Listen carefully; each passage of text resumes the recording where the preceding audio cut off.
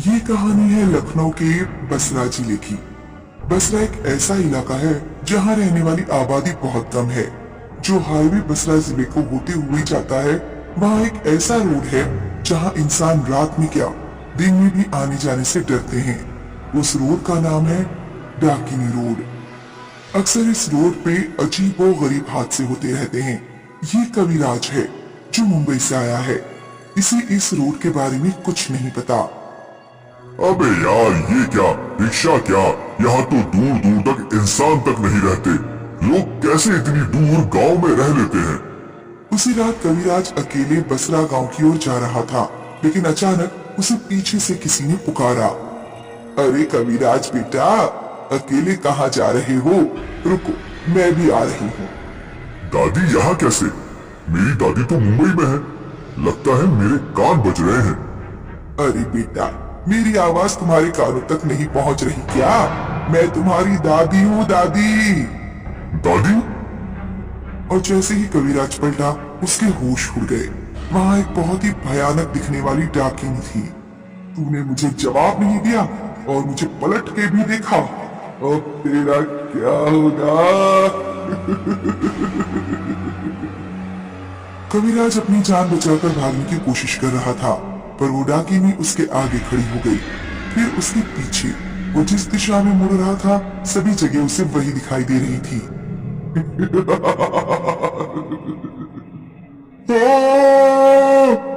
हर newspaper में इस खूनी रोड के बारे में लिखा गया। उस समय समीरा शहर में जर्नलिस्ट थी। अरे समीरा, ये रोड तेरे गांव के पास ही है ना? देख न्यूज़पेपर में क्या खबर छपी है। हाँ यार, मैंने भी बहुत सारी कहानियां सुनी है इस रोड के बारे में, पर पता नहीं वहाँ सच में ऐसा होता भी है या बस लोगों की मनगढ़ंत कहानियां हैं। मैं सोच रही हूँ क्यों ना हम दोनों पता लगाएं कि ये सच है या नहीं। लेकिन हम क्यों? ये हमारा नेक्स्ट आर्टिकल बन सकता है ना। बहुत हिट होगा ये आर्टिकल, हॉट सेंसेशन न्यूज है ये। आइडिया तो अच्छा है, पर पहले पूरी कहानी जान तो लें। डाकिनी की पूरी कहानी जानने के लिए समीरा ने अपने घर फोन लगाया। हेलो, आप कैसी हो मम्मी? मैं ठीक हूँ, तू बता तू कैसी है? मैं भी ठीक हूँ। पापा हैं क्या घर पे? है ना। लीजिए, अपनी बेटी से बात कीजिए। कैसे हो पापा? आपकी तबीयत कैसी है? एकदम मस्त बेटा, तू बता क्या हाल है? पापा मुझे आपसे एक हेल्प चाहिए। बोल ना बेटा। मुझे उस डाकिनी की पूरी कहानी जाननी है। पर क्यों बेटा? मैं उस डाकिनी की कहानी पे एक आर्टिकल लिखना चाहती हूँ। ठीक है, बताता हूँ। ये कहानी करीब 50 साल पुरानी है। कहते हैं वो डंकनी बसरा की सबसे खूबसूरत लड़की थी। उसका नाम रूपवती था। उसकी सुंदरता की जितनी तारीफ की जाए उतनी कम थी। आसपास के गांव के कई मर्द उससे शादी करने के लिए पीछे पड़े रहते थे। एक बार रूपवती के लिए एक बहुत ही अमीर सेठ का रिश्ता आया। रूपवती और उसके परिवार ने तुरंत रिश्ता मंजूर कर दिया। रूपवती की शादी हुई और उसकी डोली बसरा से बाहर जा रही थी कि तभी कुछ लुटेरों ने उन पर हमला बोल दिया। रूपवती के पति और उसके सारे परिवार को उन लोगों ने वहीं मार दिया। उन लुटेरों ने पहले रूपवती के गहने लूटे और फिर उसकी इज्जत भी। रूपवती ने अपनी जान दे दी और बस उसी दिन से वो डंकनी बनकर सबका खून करती है। पर पापा, वो दूसरे को क्यों मारती है? वो भी पीछे से उनके अपनों की आवाज में पुकार कर? ये तो मुझे भी नहीं पता, ये तो डंकनी ही बता सकती है। ठीक है पापा। समीरा ने फोन कट कर दिया। हमको तो आधी स्टोरी ही मिली, अब क्या करें? चल जाके डाकिनी से ही पूछते हैं। पागल हो गई है क्या? सुनानी वो सबको मार देती है तो क्या कर सकते हैं? मेरे पास एक आइडिया है। अगर हम पीछे घूमे ही नहीं तो वो हमें नहीं मारेगी। हाँ वो भी है, रिस्की है पर ट्राई करते हैं। उस रात प्लान करके लावण्य और समीरा बसरा के उसी रोड पे पहुंचे। अंधेरे में वो अकेले चल रहे थे। वो आएगी ना? मुझे क्या पता। याद रखना, वो हमें अपनों की आवाज में पुकारेगी और पीछे पलटना नहीं है, और पीछे पलटने वालों को वो नहीं छोड़ती। हम पीछे घूमेंगे ही नहीं, ऐसे ही बात करेंगे। वो लोग चलते रहे और फिर अचानक उन्हें आवाज आई। समीरा, तुम इतनी रात को यहाँ पर? पापा, नहीं, वो डाकिनी होगी।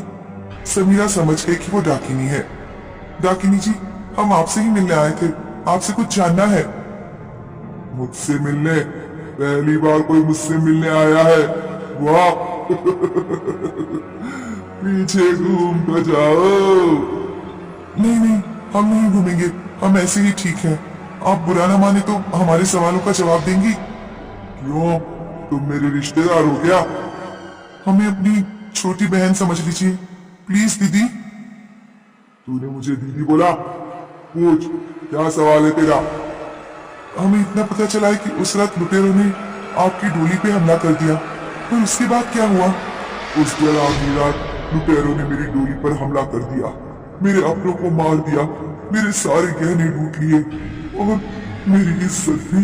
जब मैं यहाँ से गुजरने वाले गांव वालों से मदद मांगती, भैया मेरी मदद करो,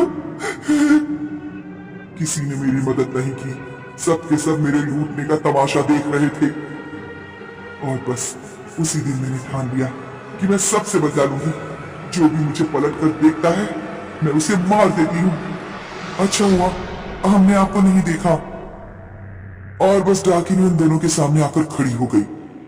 अब देख लिया। डाकिनी ने उन दोनों को भी वही मार दिया। जो भी मुझे देखेगा वो मरेगा, जरूर मरेगा।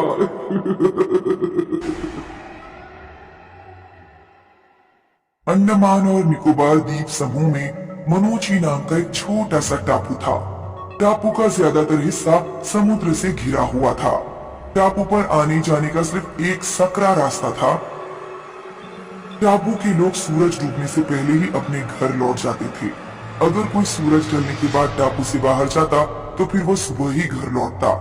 रात में कोई भी आने जाने के लिए टापू का सकरा रास्ता इस्तेमाल नहीं करता था, क्योंकि रात में उस रास्ते पर मोम के पुतले दिखाई देते थे। टापू पर रामदीन नाम का मछुआरा अपनी पत्नी के साथ रहता था। आपने कल अपने दोस्त गुल्लन को क्यों बुलाया है? आज चौपाल पर टापू के लोग इकट्ठा हुए थे। फैसला हुआ कि टापू के लोग कम से कम बाहर जाएं, इसलिए कुछ फेरी वालों को टापू पर आने की इजाजत दे दी जाए। मेरा दोस्त गुल्लन कपड़ों का काम करता है, वो हमारे टापू पर आकर कपड़े बेचेगा तो उसका काम धंधा कुछ बढ़ जाएगा। अगले दिन रामदीन का दोस्त गुल्लन रामदीन के घर आया। दोनों कई सालों बाद मिले थे, इसलिए बातें करते करते उन्हें पूरा दिन बीत गया और समय का कुछ पता ही नहीं लगा। रामदीन, शाम हो गई लगता है, सूरज भी डूब चुका है, मुझे अब चलना चाहिए। सोमवार से यहाँ कपड़े बेचने आ जाया करूंगा। गुल्लन, रात में तुम यहाँ से बाहर नहीं जा सकते, अब तुम कल सुबह ही जाना। नहीं रामदीन, मुझे अभी जाना होगा। मैं बताना भूल गया, मेरी पत्नी पेट से है, वो घर पर अकेली है, उसकी देखभाल करने वाला कोई तो चाहिए। तुम अभी नहीं जा सकते। जो रास्ता टापू के बाहर ले जाता है उस पर रात में मोम के पुतले दिखाई देते हैं। मोम के पुतले? हाँ, वो गांव के लोगों के पुतले हैं। उस रास्ते पर रात में चुड़ैल घूमती है, जो रास्ते से गुजरने वाले लोगों को बहुत प्यार से आवाज देती है। अगर तुमने उसकी आवाज सुनकर पीछे मुड़कर देख लिया तो तुम मोम के पुतले बन जाओगे। अब तुम ही फैसला करो कि रात में यहाँ रुकोगे या फिर। नहीं नहीं नहीं, मैं रात में यही रुक जाता हूँ। गुल्लन अगली सुबह ही टापू से बाहर गया। कुछ दिनों बाद से वो टापू पर कपड़े बेचने आने लगा। हर दिन अंधेरा होने से पहले वो टापू से निकल जाता था। गुल्लन के दो दोस्त सुमन और रसाला भी गुल्लन के साथ अपना माल बेचने टापू पर आने लगे। सुमन बर्तन बेचने का काम करता था और रसाला जूते चप्पल बेचता था। गुल्लन ने सुमन और रसाला को वो सब कुछ बता दिया था जो रामदीन ने उसे बताया था। सुमन की अभी शादी नहीं हुई थी। वो टापू पर रहने वाली एक लड़की रूपा से प्यार करने लगा। गुल्लन और रसाला तो ठीक समय से टापू से निकल जाते थे, लेकिन सुमन अक्सर रूपा से मिलने के चक्कर में लेट हो जाता। एक दिन जब मौसम खराब था तो। सुमन, आज मौसम कुछ ठीक नहीं लग रहा, काले बादल हैं, रात जल्दी हो जाएगी, हम दोनों वापस जा रहे हैं, तुम भी चलो। रूपा के घर सुमन को काफी देर हो गई। जब वो वापस लौटा तो रात हो चुकी थी। सुमन कान में ईयरफोन लगाए रूपा से बात करते हुए संकरे रास्ते से टापू के बाहर जा रहा था। तभी उसे अंधेरी में बिल्कुल सफेद चमकते हुए पुतले दिखाई दिए। सुमन ने वॉल्यूम फुल करके अपने कान में गाने बजा लिए और तेजी से चलने लगा। तभी पीछे से चुड़ैल आई और सुमन को आवाज देने लगी, मेरे प्यारे कहाँ जा रहे हो? जरा मेरी तरफ देखो, मैं कब से तुम्हारा इंतजार कर रही हूँ। कान में फुल वॉल्यूम के गाने बजने के कारण सुमन को कुछ सुनाई नहीं दिया और वो तेजी से चलता हुआ सुरक्षित रास्ते से गुजर गया। अगले दिन सुमन ने गुल्लन और रसाला को बताया, कल रात मैं टापू से बाहर आया, मैंने वो मोम के पुतले भी देखे, लेकिन मुझे चुड़ैल की आवाज सुनाई नहीं दी। मैं अपने दोनों कानों में जोर से गाने बजा रहा था। तो इसका मतलब ये हुआ कि अगर हमें किसी तरह चुड़ैल की आवाज सुनाई ना दे तो हम सुरक्षित रास्ते से गुजर सकते हैं। अब रसाला और गुल्लन भी अपने कान में हेडफोन लगाकर बेफिक्र होकर रास्ते से गुजरने लगी। एक बार होली के त्योहार से एक दिन पहले गुल्लन ने खूब रात तक टापू पर कपड़े बेचे। सुमन और रसाला पहले ही जा चुके थे। गुल्लन अकेला ही टापू से लौट रहा था। गुल्लन ने सोचा था कि वो कान में तेजी से गाने बजाते हुए निकल जाएगा, लेकिन उसके मोबाइल की बैटरी डाउन हो चुकी थी। ये तो गड़बड़ हो गई। गुल्लन तेजी से चलता हुआ मोम के पुतलों के बीच से गुजरने लगा। मेरी प्यारी जरा मेरी तरफ देखो, मैं कब से तुम्हारा इंतजार कर रही हूँ। चुड़ैल की प्रेम भरी आवाज सुनकर गुल्लन से रहा नहीं गया और उसने पीछे मुड़कर देख लिया। ऐसा करते ही गुल्लन मोम के पुतले में बदल गया। जब कुछ दिन गुल्लन दिखाई नहीं दिया तो सुमन और रसाला समझ गए कि गुल्लन मोम का पुतला बन चुका है। भाई रसाला, मुझे एक बात समझ में नहीं आती, आखिर वो चुड़ैल लोगों को मोम का पुतला क्यों बना देती है? क्यों ना हम इसका राज गुल्लन के दोस्त रामदीन से जाकर पूछें। सुमन और रसाला रामदीन के पास पहुंचे। तब रामदीन ने उन्हें बताया, गांव के बड़े बुजुर्ग ऐसा बताते हैं कि पुराने समय पर इस टापू में एक बीरबल नाम का आदमी रहता था जो सुंदर मोम के पुतले बनाया करता था। प्रेमवती नाम की एक लड़की वीरबल से बहुत प्यार करती थी, लेकिन वीरबल किसी और को चाहता था। वीरबल जब भी रास्ते से गुजरता तो प्रेमवती उसे आवाज देती, मेरे प्यारे कहाँ जा रहे हो? जरा मेरी तरफ देखो, मैं कब से तुम्हारा इंतजार कर रही हूँ। बीरवाला ने प्रेमवती को कभी भाव नहीं दिया और उसने किसी दूसरी लड़की से शादी कर ली। शादी करने के बाद वीरवाला टापू छोड़कर चला गया। प्रेमवती ये सदमा बर्दाश्त नहीं कर पाई और उसने समुद्र में कूदकर जान दे दी। सुमन और रसाला जब रामदीन के घर से जाने लगे तो उन्हें पीछे से आवाज सुनाई दी, मेरे प्यारे कहाँ जा रहे हो? जरा मेरी तरफ देखो, मैं कब से तुम्हारा इंतजार कर रही हूँ। सुमन और रसाला ने पीछे मुड़कर देखा और वो भी मोम के पुतलों में बदल गए।